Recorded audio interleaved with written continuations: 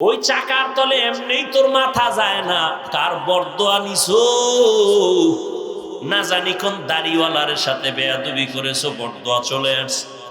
মাঝে মাঝে অনেক যুবকের খবর আমরা শুনি, রিকশায় যাইতেছে 5 টাকা বেশি কমের জন্য বুড়ার গায়ে হাত দিছে, বুড়ার গায়ে একটা থাপ্পড় লাগায় দিছে। রিকশা ড্রাইভার একটা থাপ্পড় খায় কান্না করো, মালিক এমন গরিব বানাইছো, আমার একটা ছেলে আছে একটা মেয়ে আছে, বিয়া দিলাম, জামাইটাও আমারে জ্বালায় যৌতুকের জন্য, আমার ছেলে বউ পাইয়ার খবর নেয় না, আমার স্ত্রীর নিয়ে দুমুঠো খানার জন্য আমি রিক্সা নিয়ে রাস্তায় বের হইলাম, আজ আমার ছেলের বয়সী যুবকটা আমার গালে চড় মারলো, ও আল্লাহ তুমি ছাড়া আমার কেউ নাই।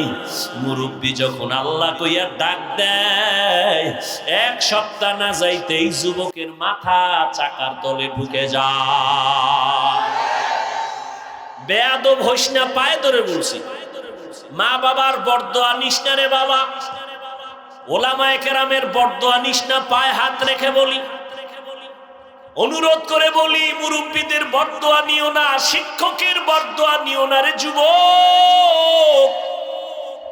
ডাক্তার হইও বেয়াদব হইও না, ইঞ্জিনিয়ার হইও বেয়াদব হইও না, তুমি একজন প্রফেসর হইও বেয়াদব হইও না, তুমি ভালো ব্যবসায়ী হও বেয়াদব হইও না, ভালো চাকরিজীবী হও বেয়াদব হইও না, তোমার ব্যবহারে যেন কলিজা ঠান্ডা হয়, মা বাবায় কলিজা ভরে দোয়া করে, ও আল্লাহর বান্দা সেটা হওয়ার জন্য লাগবে তোমার সুন্দর চরিত্র।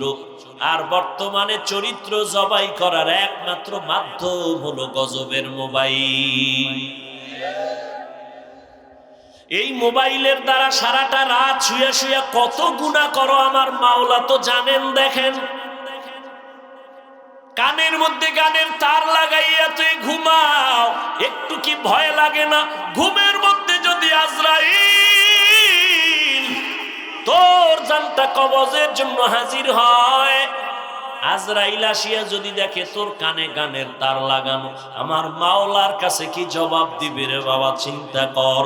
ওর এই কথাগুলো আমি হিন্দুদের মন্দিরে যাইয়া যদি বয়ান দিতাম, খ্রিস্টানদের গির্জায় গিয়া বয়ান দিলে মনে হয় ওরা পাগলের মতো আমার মাওলারে ধরতো, নবীরে ধরতো। আর তোমাদেরকে 12 মাস পায়ে ধরে বয়ান করি, তুমি কেন মানতেছো না? অথচ তুমিও মুসলমান, আমিও মুসলমান, তোমার আমার আল্লাহ এক নাকি দুইজন? তোমার আমার আল্লাহ, তোমার নবী আমার নবী এক, তোমার কোরআন আমার কোরআন এক, তোমার কাবা আমার কাবা এক, তোমার ধর্ম আমার ধর্ম এক, তোমার কালেমা আমার কালেমা এক। দুনিয়াতে আসছি তাও এক। বিদায় বেলা সবার জন্য কাফন হবে 3টা, কালার হবে আলাদা। আমি বক্তার সম্মানে একটা কাপড় কেউ বাড়াইয়াও দিবে না। একজন রিকশা ড্রাইভার যদি মরে যায়, গরিব হওয়ার কারণে একটা কাফন কেউ কমাইয়াও দিবে না। আমি বান্দাকেও 3টা কাফন, গরিব রিকশা ড্রাইভারেরও 3টা কাফন, কালার হবে সবার সমান। আজকে আমি বক্তা ভাব দেখাই, তুমি ডাক্তার ভাব দেখাও, আমি রোগী দুর্বল, তুমি টাকার বাহাদুরি করো। যতই বাহাদুরি করো না কেন, সাদা কাপনের প্যাকেট যেদিন হইবা সব বাহাদুরি শেষ হয়ে যাবে। কোটি দেখো অভাব হয় না দূর, গরিবে ঘুমায় আরাম করে মনটা বাহাদুর। ফেরাউনের লাশটা দেখো মিশর জাদু ঘরে, খায় না মাটি পোকা মাছি সবাই ঘৃণা করে। হৃদয়ে থাকিবে যার নম্রতা সদা, রহমত আসিবে সেথা প্রভুর ওয়াদা। বড়র বড়াই থাকলে দিলে রহমত আসবে না, নিজেকে নিজে ছোট মনে করিও সদা। উঁচু জমিন থেকে পানি নিচু জমিনে যায়, তেমনি খোদার রহমত আসে নম্রতার হৃদয়। ভোগবিলাসের বাড়ি গাড়ি পরে রবে সব, থাকতে সময় স্মরণ করো আল্লাহ আমার রব। ও আল্লাহর বান্দারা, মরিয়া গেলে কি রেখে যাইতেছো চিন্তা করো। ওরে তোমার ভেতরে এত পাওয়ার আর এত মেডিসিন আমার আল্লাহ দিয়া রাখছেন, এত মেধা, যদি তুমি কাজে লাগাইতে পারো, তুমি একা যুবকের দ্বারা আমার আল্লাহ পুরা দুনিয়াটা তোমার হাতের মুঠায় নিয়ে আসবেন, কন্ট্রোল পাওয়ার দিয়ে দিবেন। তুমি একা যুবকের দ্বারা সম্ভব পুরা বাংলাদেশ নিয়ন্ত্রণ করা, সেই মেধা তোমার মধ্যে আছে, কিন্তু মোবাইল চালাইয়া সব তুমি ধ্বংস করতেছো, খবর নাই। তোমার সুন্দর চেহারাটা নষ্ট করতেছো এই গুনাহ মোবাইল দেখে দেখে। তোমার কানের পাওয়ার গুলো নষ্ট করেছো মোবাইলের আওয়াজ নিয়ে। ওরে আমি হুজুর বলি, তোমার কানে ঢুকে না। গুগলে সার্চ দিয়া দেখো টাচ মোবাইলের দ্বারা শরীরের কি ক্ষতি হয়, খবর নাও। সেখানে টাইওয়ালা তুমগো ফাদার বসা, তুমগো অভিভাবকরা বসা, হুজুরদের তো মানবা না। হুজুরেরা পাও ধরে দূরে কয় কানে ঢুকে না। আর পুলিশ যখন লাঠি লইছে না, মাস্ক পর, হাত ধো, এখনো ধোই, করোনা গেছি গে কবে, এখনো ধোই, আমারেও কয় ধুইবেন নি। আর আলেমরা যে পাও ধরে ধরে বয়ান করছে, দুই হাত দিয়া খাইতে বস, এটা মদিনার সুন্নত, কেউ কাজে লাগায় না। এরে যুবক, এই মোবাইলের দিকে তাকাইয়া চোখের পাওয়ার নাই, বুকের হাড় দুর্বল হয়ে গেছে, মেধা দুর্বল, চোখের পাওয়ার, কানের পাওয়ার দুর্বল, চেহারাটা 40 বছর পর্যন্ত নষ্ট হবে না, কোনো মেডিসিন লাগবে না, ক্রিম লাগবে না, হারবালের কোনো ক্রিম লাগবে না, 40 বছর পর্যন্ত চেহারা থাকবে উজ্জ্বল। আল্লাহ ওভাবে বানাইছেন। দেখো না বয়ান আর কতক্ষণ করব, ধৈর্য আর আপনাদের কি হবে জানি না। তুমি শীতের মধ্যে হাত মোজা, পা মোজা, পুরা বডি আটকানো, চেহারাটা খোলা, যত রৌদ্র চেহারায়, বালু চেহারায়, ঠান্ডা চেহারায়, ধুলা চেহারায়, কিন্তু গোসলখানায় গিয়া যেই বডি আটকায় রাখছিল, ময়লা ঢুকে নাই, বালু ঢুকে নাই, কিন্তু দেখবা চেহারা খোলা ছিল, বালু ময়লা সব লাগছে ঠিক, কিন্তু তোমার চেহারা ছাড়া বাকি অংশগুলো সাবান না দিয়া মেসেজ না করলে পরিষ্কার হয় না। আর চেহারায় এত ধুলাবালু রৌদ্র লাগলো, সামান্য পানি দাও, চেহারা পুরো বডির থেকে পরিচ্ছন্ন হয়। আর সেই চেহারাটা নষ্ট করেছো মোবাইল দেখে। মাত্র 25 বছরের ছেলে, 30 বছরের ছেলে, চেহারার দিকে তাকান যায় না, ঘৃণা লাগে, গুনাহ করতে করতে চেহারাটা নষ্ট করে ফেলেছে। চেহারার দিকে তাকাইলে মায়া লাগার কথা, মায়া লাগে না, ঘৃণা আসে। শুধু এই গুনাহ সারাটারা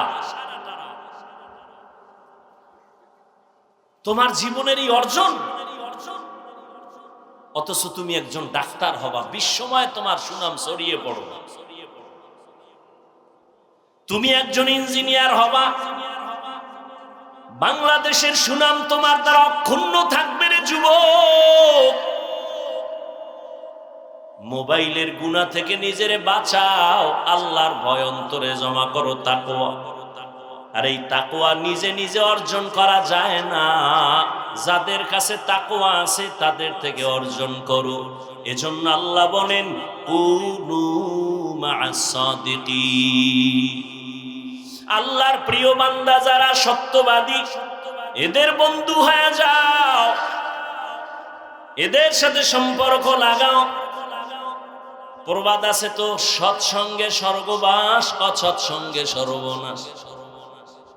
আমাকে একটা নগদ আপনারা দেখেন, একটা প্রমাণ নগদ জবাব দেন।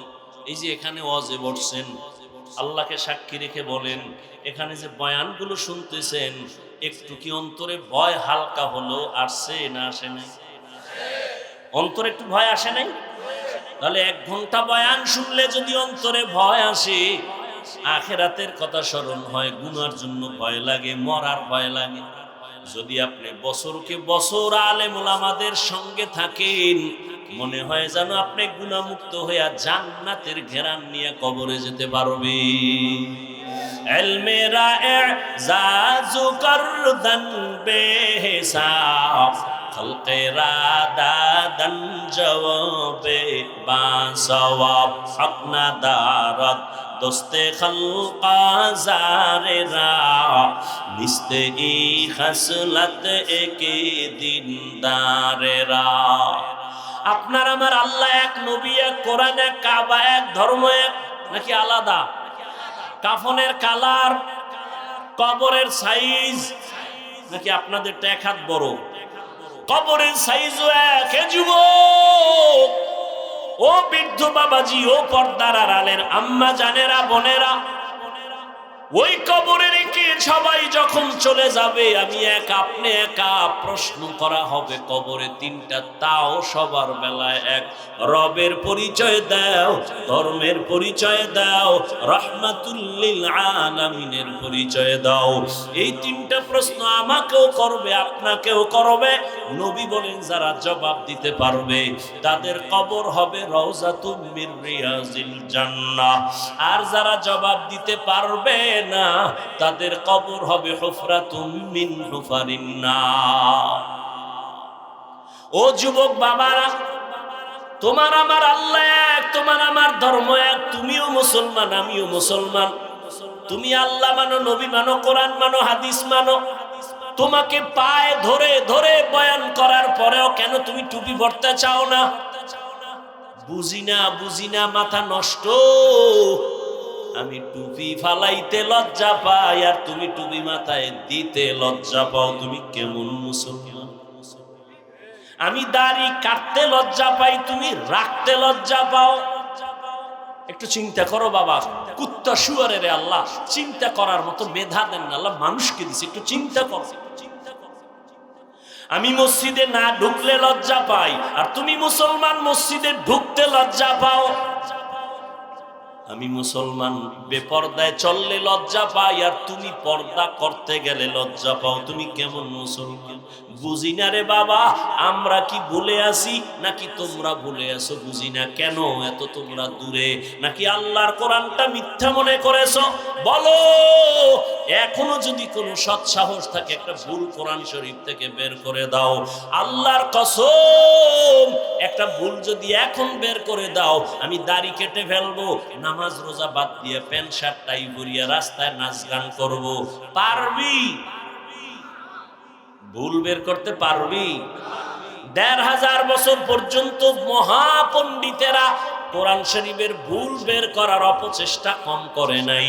কেউ তো পারে নাই, বরং অনেক পণ্ডিতেরা কালেমাওয়ালা মুসলমান হয়ে গেছে। নাই কোরআনে ভুল নাই, আছে?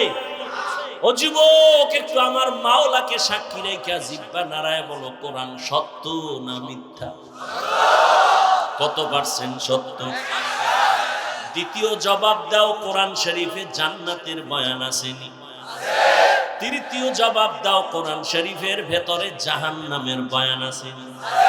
কে জান্নাতে যাবে, কে জাহান্নামে যাবে আল্লাহ তাও বলেছেন, ইন্নাল আবরারা লাফি নাঈম ওয়া ইন্নাল ফুজ্জারা লাফি জাহিম। নেক আমল যারা করবে তারা জান্নাতের পথিক, যারা গুনাহ করবে তারা জাহান্নামের পথিক। জান্নাত যারা পাবে নেক আমল, তাদের জান্নাতটা কেমন হবে আল্লাহ তাও কোরআনে বলছেন। জান্নাতটা কেমন সুন্দর! জান্নাতিন তাজরি মিন তাহতিহাল আনহার, এমন জান্নাত আল্লাহ বানাইছেন যার তলদেশে ঝর্ণা থাকবে, মধুর ঝর্ণা, দুধের ঝর্ণা, শরবতের ঝর্ণা, নহর। মা তাশতাহি আনফুসুকুম, যা চাইবে তাই পাইবে। জান্নাতে কোনো কালো মানুষ থাকবে না, কোনো বুড়া বুড়ি থাকবে না, সব যুবক যুবতী, সুন্দর সুন্দরী। জান্নাতে কোনো বাথরুম নাই, কোনো দুর্গন্ধ নাই। এমন জান্নাত নবী বলেন, যেই জান্নাত এত সুন্দর যা চোখে দেখে নাই, কানে শুনে নাই, অন্তরও কল্পনা করে নাই।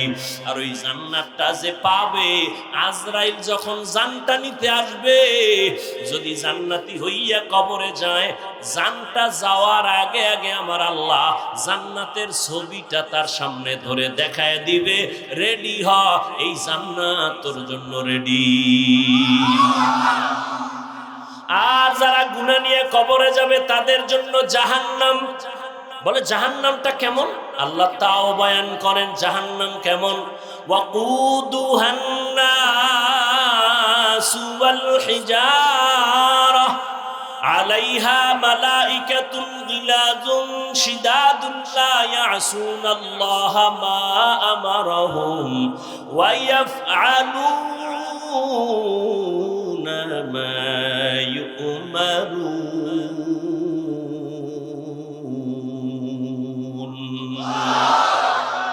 আল্লাহ পাক বলেন জাহান্নাম এত ভয়ঙ্কর, যা জ্বালাবই শক্ত জিনিস দিয়ে, কয় কি কয় মানুষ আর পাথর। দুনিয়ার আগুন জ্বালায় মানুষ নরম জিনিস দিয়া, কেরোসিন দিয়া জ্বালায়, খের কুটা দিয়া জ্বালায়। আর জাহান্নাম এত ভয়ঙ্কর আগুন, যেই আগুনটা জ্বালাবে আল্লাহ পাথর আর মানুষের মাধ্যমে। আল্লাহ বলে নাই কোন মানুষ দিয়া জাহান্নামের আগুন জ্বালাবে। আমি হুজুর যে জান্নাতে যাব গ্যারান্টি নাই। আরে আমারে বাদ দাও না, ওরে আল্লাহ যাদের জান্নাতের টিকিট দিয়া দিবেন 10 জন সাহাবা, জানেন না? ওই 10 জনের মধ্যে প্রথম নামটা কার জানেননি? বলেন। আবু বকর সিদ্দিক, দ্বিতীয়কে হযরত ওমর। এইভাবে 10 জন সাহাবা জান্নাতের টিকিট হাতে পেয়ে গেলেন। কিন্তু তাদের তাকওয়া কত সুন্দর, তাদের ইখলাস কত সুন্দর, তাদের নামাজ কত সুন্দর, তাদের তেলাওয়াত কত সুন্দর, তাদের কত ব্যবহার এত সুন্দর। কিন্তু রহমতের নবী বলেন আমি এক রাতের বেলা গভীর ঘুমে গেলাম, যদি আমার চোখ বন্ধ, আমার অন্তর কখনো ঘুমায় না। হঠাৎ আমার হুজরার পাশেই তো মসজিদে নববী, হঠাৎ আমি রাতের গভীরে শুনি কান্নার আওয়াজ আসে। আমি নজর দিয়া বের হয়ে দেখি এত রাত্রে মসজিদের মধ্যে কে কান্না করে। আমি মোহাম্মদ দাঁড়াইয়া দেখি জান্নাতের 1 নাম্বার সার্টিফিকেট দাঁড়িয়ে আবু বকর নামাজে দাঁড়ায় দাঁড়ায় কান্না করে। আমি জিজ্ঞাসা করলাম, রে আবু বকর, আপনি নামাজে দাঁড়ায় কাঁদলেন কেন গভীর রাতে? আবু বকর চোখের পানি ছেড়ে বলেন, ইয়া রাসূলুল্লাহ, আমার মাওলার আদালতে আমি হাসরের ময়দানে কেমনে দাঁড়াবো সেই ভয়ে আমি কান্না করতেছি। কোরআন শরীফের একটা আয়াত আমারে কাঁদাইছে। বলে কোন আয়াত আপনারে কান্না করাইলো? বলবো কোন আয়াত আপনারে কান্না করাইলো? আবু বকর বলে ওই আয়াত, ইন্নাল্লাহ আশতারা মিনাল মুমিনিনা আনফুসাহুম ওয়া আমওয়ালাহুম বিআন্না লাহুমুল জান্নাহ। অর্থ কি? আল্লাহ বলেন আমি মুমিনের জান মাল কিনে নিলাম, বিনিময়ে মুমিনের জান্নাত দিলাম। আল্লাহর নবীকে এটা তো খুশির কথা, এখানে কান্নার তো কোনো কথা নাই। আল্লাহ মুমিনের জানমাল কিনা নিছেন, মুমিনের জান্নাত দিছেন। কয় ইয়া রাসূলুল্লাহ, এর মধ্যে একটা রহস্য খুঁজে পাইছি। কয় কি?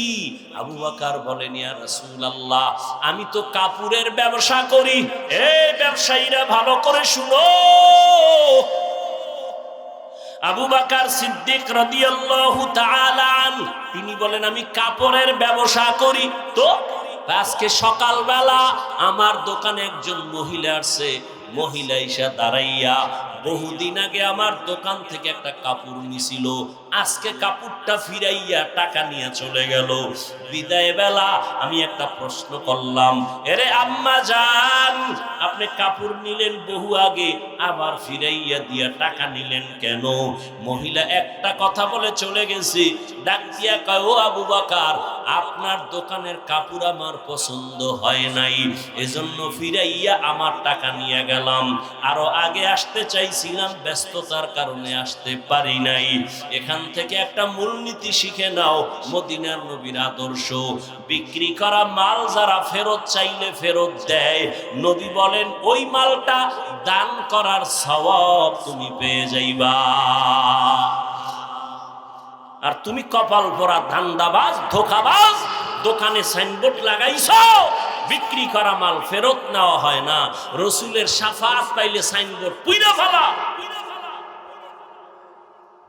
সাইনবোর্ড নেমায় ফেলাও। মহিলা বলল কাপড় পছন্দ হয় নাই। নবী বলেন তো কি হইছে? কয় ও নবী, আপনিই তো বয়ান করেছেন কিয়ামতের ময়দান হবে বড় ভয়ঙ্কর, এই জমিনটা হবে কিয়ামতের মাঠ। আরাফার ময়দান অথবা সিরিয়ার ময়দান হবে আমার মাওলার বিচারালয়, স্টেজ হবে আদালত। আরাফার ময়দান আরবে সৌদি মক্কার পার্শ্বে অথবা বাইতুল মুকাদ্দাস ওই এলাকায় অধিকাংশ মতামত আরাফার ময়দান হবে আদালত। পুরা দুনিয়ার জমিনটা সমতল থাকবে, সমান। আল্লাহ সবাইকে ডেকে নিবেন, নারী আর পুরুষগুলো সব কিয়ামতের দিন উলঙ্গ দাঁড়াবে। আম্মা জান আয়েশা একদিন নবীকে বলেন, ইয়া রাসূলুল্লাহ, নারী পুরুষ যে উলঙ্গ দাঁড়াবে কি লজ্জা লাগবে না? নবী বলেন, কিয়ামতের ময়দান এত কঠিন, সূর্যের এমন নিচে তাপ আসবে, জমিনটা মাটির জমিন পুড়িয়া তামা হয়ে যাবে। অন্যদিকে জাহান্নামের আওয়াজ, হাসুরের ময়দানটা থরথর করে কেঁপে উঠবে। ও যুবক, তোমার মতো কত যুবক জীবনে মাদ্রাসায় পড়ে নাই, সাক্ষী দিও, জীবনে মাদ্রাসায় পড়ে নাই, স্কুলে পড়ে, কলেজে পড়ে, চাকরি করে, 5 বেলার নামাজ পড়ে, সত্য সাক্ষী দাও আছে না নাই? তুমি কেন পারবা না রে বাবা? তুমি তোমাকে জিজ্ঞাসা করো, তোমার কপাল কেন খারাপ? তোমার মতো যুবক ব্যবসা করে, চাকরি করে, শ্রমিকের কাজ করে, র্যাব, আর্মি, পুলিশ, বিডিআরের চাকরি করে, নামাজ ছাড়ে না, রাস্তায় গাড়ি চালায়, নামাজ ছাড়ে না। তুমি কেন পারো না রে বাবা? ও যুবক, নদীর মধ্যে মাছ ধরে বান্দা নামাজ ছাড়ে না, তোমার মতো জেনারেল লাইনের মানুষটা নামাজ পড়ে, তুমি কেন পারো না? ও বৃদ্ধ বাবাজিরা, আপনাদের মতো বুড়া মানুষ মসজিদে গিয়া 5 বেলার নামাজ পড়ে, আপনি কেন পারেন না? ও মাইকের আওয়াজ শ্রবণরতা মা বোনেরা, আপনাদের মতো কত মা, কত বোন এখনো আছে, স্বামীর খেদমত করে, মাল হেফাজত করে, সন্তানগুলোকে আদর্শওয়ালা বানায়, পর্দা করে, নামাজ পড়ে, মোবাইলে সময় নষ্ট করে না। বলেন মা, আপনি কেন পারবেন না? ও যুবক আল্লাহর গোলাম, আজকে আমিও যদি তোমার মতো প্যান্ট শার্ট টাই লাগাইয়া দাড়ি কাইটা রাস্তায় মাস্তানি করতাম, পারতাম, কেউ বাধা দিত না।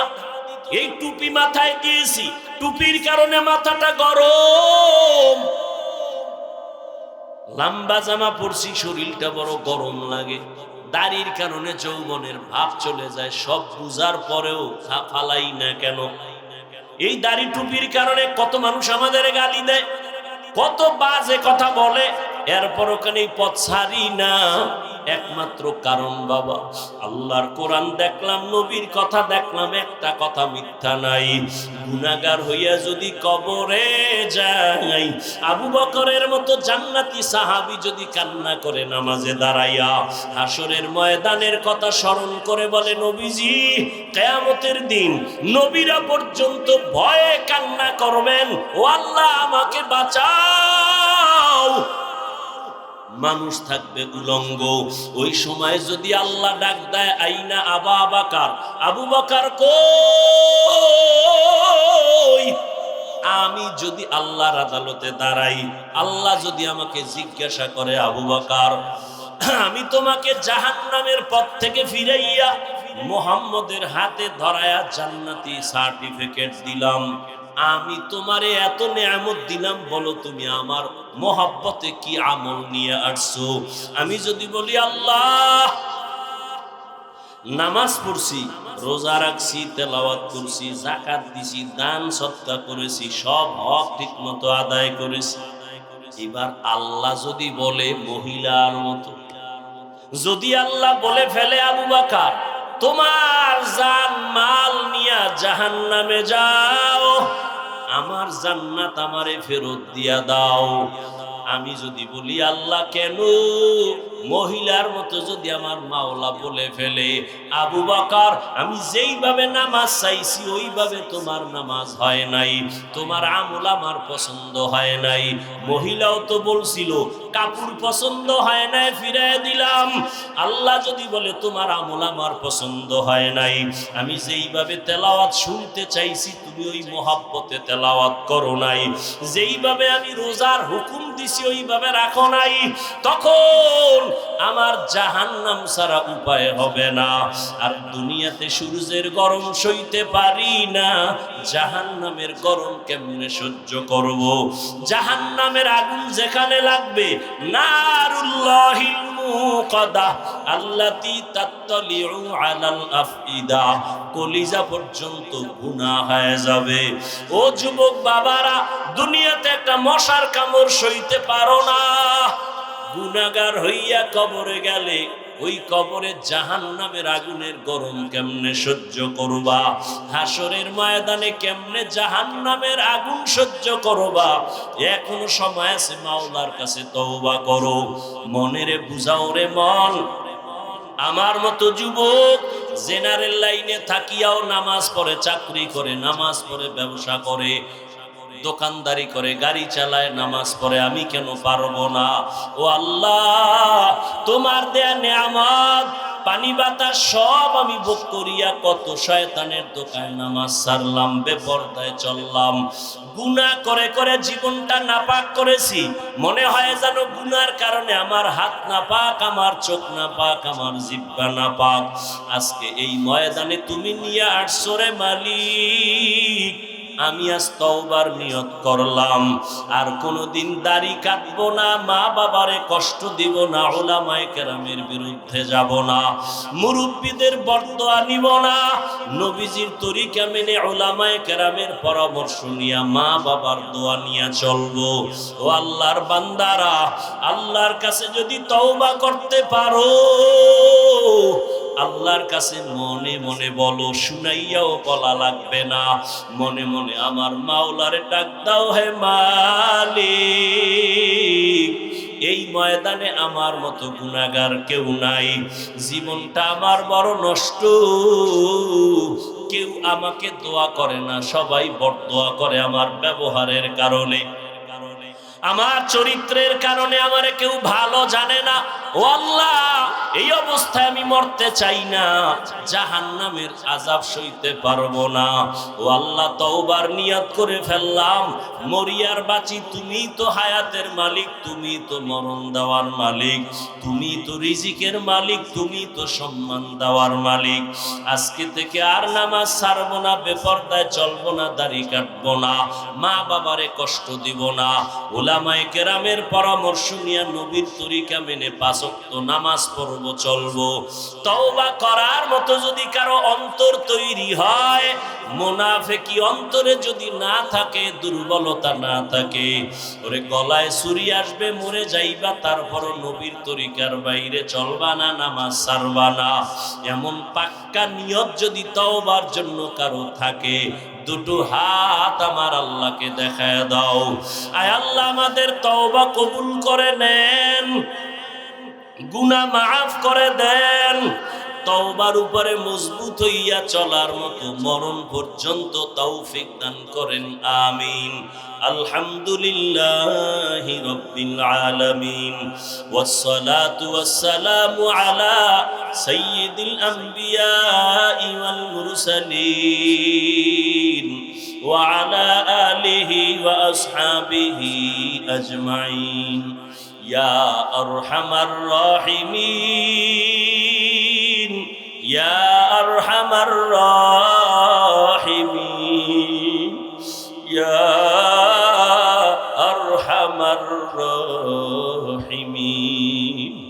রব্বিরহামহুমা কামা রব্বায়ানি সগীরা। আল্লাহুম্মা ইন্নাকা আফুউন কারীম তুহিব্বুল আফওয়া ফাআফু আন্না। আল্লাহুম্মা ইন্না নাসআলুকা রিযাকা ওয়াল জান্নাহ ওয়া নাউযু বিকা মিন সাখাতিকা ওয়ান নার। আল্লাহুম্মা ইন্নী যালামতু নাফসি যুলমান কাসীরান ওয়া লা ইয়াগফিরুয যুনুবা ইল্লা আনতা ফাগফিরলি মাগফিরাতাম মিন ইনদিকা ওয়ারহামনি ইন্নাকা আনতাল গফুরুর রহিম। আল্লাহুম্মা ইন্না নাউযু বিকা মিনাল বারাসি ওয়াল জুনুনি ওয়াল জুযামি ওয়া সাইয়্যিল আসকাম। ও দয়ার মালিক, কুদরতের নজর দিয়া তাকায়া দেখেন কত উলামায়ে কেরাম ময়দানে হাজির, কত মুরব্বী হাজী সাহেব, কত ব্যবসায়ী চাকরিজীবী, কত যুবক, কত ছাত্র ভাই, পর্দার আড়ালে কত মা বোনেরা। ও আল্লাহ, জীবনটা গুনায় গুনায় নষ্ট করে ফেলেছি রে মালিক, আর তওবার নিয়তে আপনার দরজায় হাজির হয়েছে, আর নাফরমানি করব না, আর গুনাহ করব না রে আল্লাহ। শয়তানের ধোকায় গুনাহ করে আমার হাত না পাক, আমার চোখ না পাক, আমার অন্তর না পাক, আমার জবানটা না পাক। আজকে থেকে তওবা করব, আর নামাজ ছাড়বো না, দাড়ি কাটবো না, বেপরদায় চলবো না, মা বাবার সাথে বেয়াদবি করব না, মুরব্বীদের দোয়া নিয়া, উলামায়ে কেরামের পরামর্শ নিয়া নবীজির তরিকায় চলবো, নামাজ পড়বো। ও আল্লাহ, মেহেরবানি করে আমাদের তওবা কবুল করে নেন। জীবনে